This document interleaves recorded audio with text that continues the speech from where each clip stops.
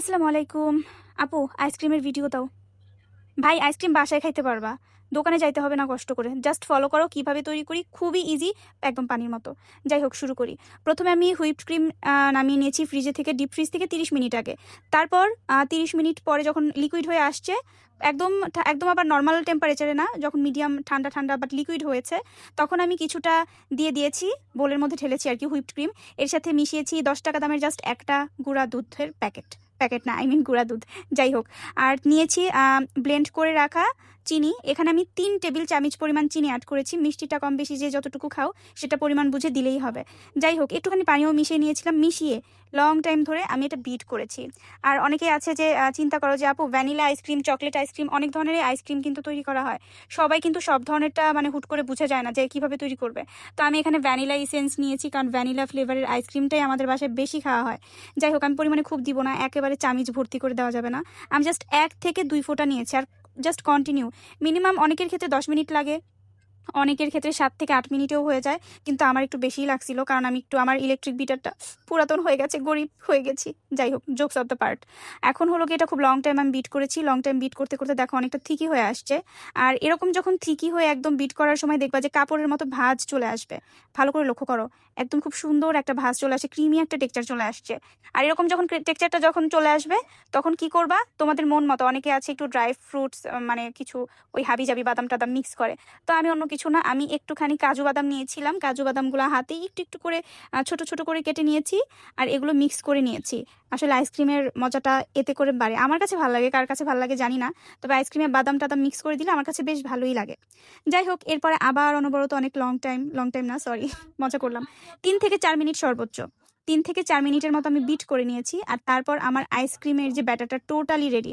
আর আমি আইসক্রিমের ব্যাটারের জন্য এক্সট্রা কোনো ওই যে পেপার টেপার দিয়ে মুড়া টুড়া রাখা, ভাই এত ফর্মালিটি আমার দ্বারা সম্ভব না।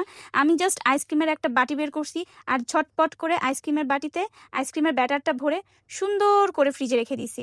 আমার কাছে যদিও ক্রিম অনেকটা হয়েছিল, আমার প্রায় 2 বাটির মতো হয়ে গেছে, তো 2টা বাটি আমি ফ্রিজে এখন সুন্দর করে রেখে দিলাম। আর এটা কিন্তু রেখে দিতে হবে মিনিমাম, যদি ভালোভাবে চাও 10 থেকে 12 ঘন্টার মতো রেখে দিলে বেস্ট হয়, তাহলে একদম প্রপার আইসক্রিমটা মেক হয়ে যায়। অনেক সময় 8 ঘন্টা হলেও চলে, ব্যাপার না।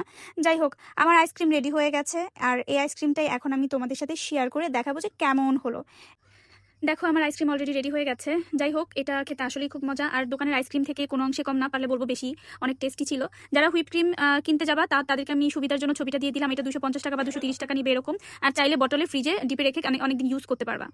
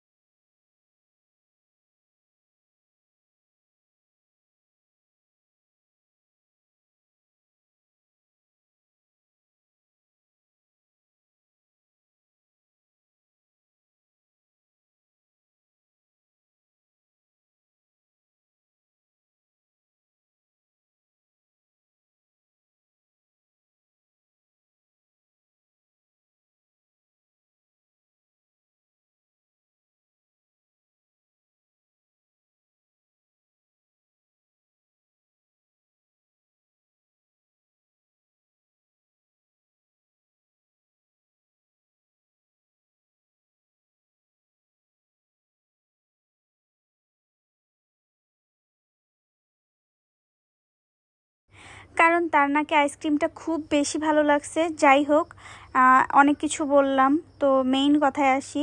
অনেকেই হয়তো বা জানো না হুইপড ক্রিম কোথায় পাবো, কিভাবে কি। ভাই, কেক ডেকোরেশনের দোকানে গেলে এটা ইজিলি পেয়ে যাবে, বা অনেক মুদির দোকানেও এটা সেল করে থাকে।